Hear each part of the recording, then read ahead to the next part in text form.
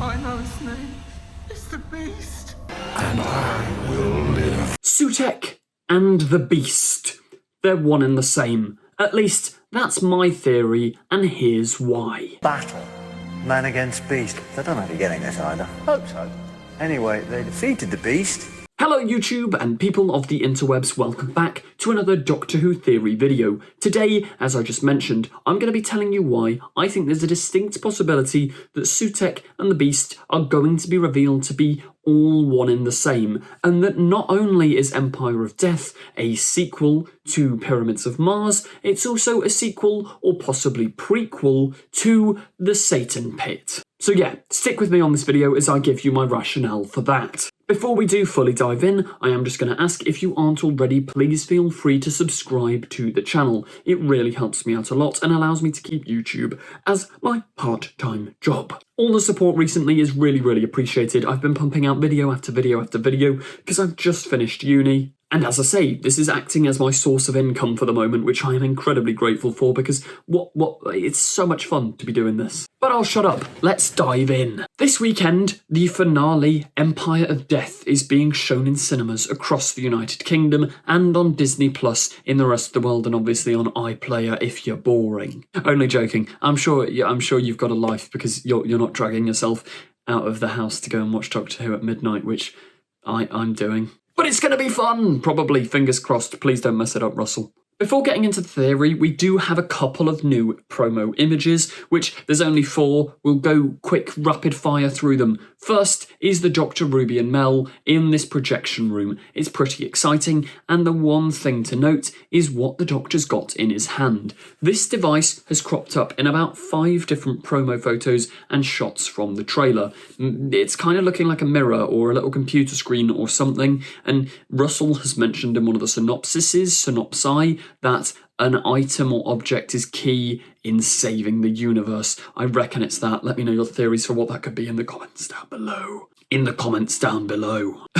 That's better. Next up, we have the wonderful Millie Gibson as Ruby Sunday in a sort of estatey house, posh, fancy house kind of thing. It seems to be covered in dirt and dust, so this is probably somewhere at the edge of the universe, or maybe they go back in time or something along those lines. There's not much to break down about that image. Then we have the Doctor speaking to Ruby in whatever this location may be. In his hand, once again, right in the bottom right of the screen, we can see whatever weird device this thing is. How it plays into it, I don't know. Why Shooty and Millie are dressed like PE teachers, I also don't know. I mean, it's kind of giving combat army vibes. I really don't know where this episode's going, but I'm excited. Then we've got Shooty holding this device once again. They're in the corridor of wherever this stately place is. And yeah, those are all of our new promo images, so I'll just jump into my theory. As you'll know if you saw my reaction video to this episode, as soon as Carla said the line, "It's the Beast," all of us lot who were watching were like, oh, well, that's the Beast from Series 2, which I think is probably the intent from Russell T Davies. Carla literally says, "It's the Beast." I know his name. It's the Beast. How would Carla know what the Beast is? This could just be a cool line, but I think it's an intentional misdirect or nod and wink at the audience. I mean, reason 1, the Beast and Sutekh are both played by Gabriel Wolfe, who is now in his 90s, which is astonishing that his voice sounds that evil, has that much power, and is that cool. After all these years, he's still putting out a banging performance. I am the night, the terror.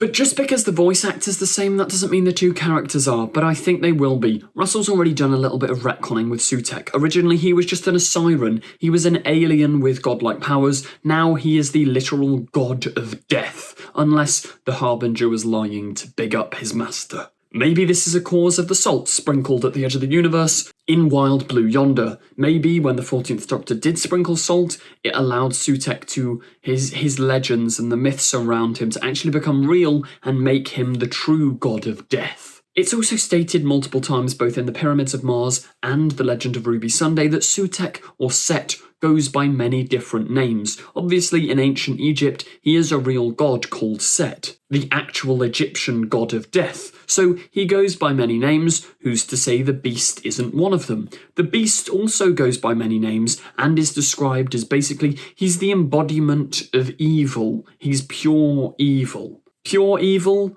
and all of the human manifestation of evil and wrongdoing and death, they're pretty close. So who's to say the beast isn't a form of Sutekh or some proper relation to Sutekh? But if that's the case, it may just be a fun thing, but maybe it actually ties into the plot of Empire of Death. How was the beast defeated in that story? History of some big battle, man against beast. They defeated the beast and imprisoned it.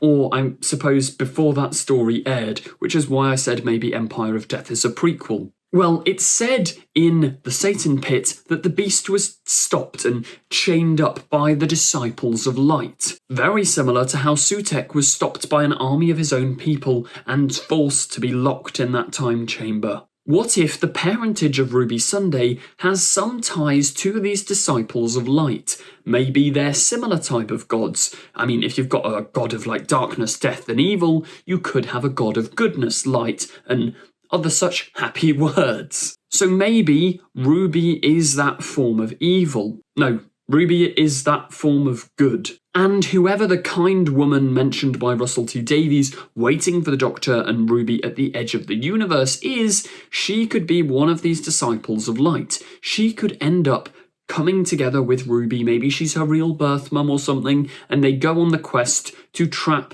Set or Sutekh or whatever you want to call him, this evil dog-looking creature, into one form. Or maybe he morphs himself into a devil-like form. I mean, he's been shown as a dog, or I think they're called a jackal or something. Maybe he's also got the form of a devil, or maybe it's his child, or there's definitely some tie. They've got the same voice actor as well. It would be a fun little nod, and maybe Empire of Death ends with Ruby and the Disciples of Light locking Sutekh away next to a collapsing galaxy, collapsing black hole, where he's chained up, trapped there forever. Maybe he's immortal so he can't die, so the best they can do is push him into this black hole. And that then becomes one massive loop back to the Satan pit, where the 10th Doctor goes there and discovers the devil, discovers the beast. Or maybe that's just a fan massively overthinking. I know a couple of people have suggested already maybe he is the beast, there are ties to the beast. I've seen a lot of talk on Twitter, because, I mean, Carla literally says it.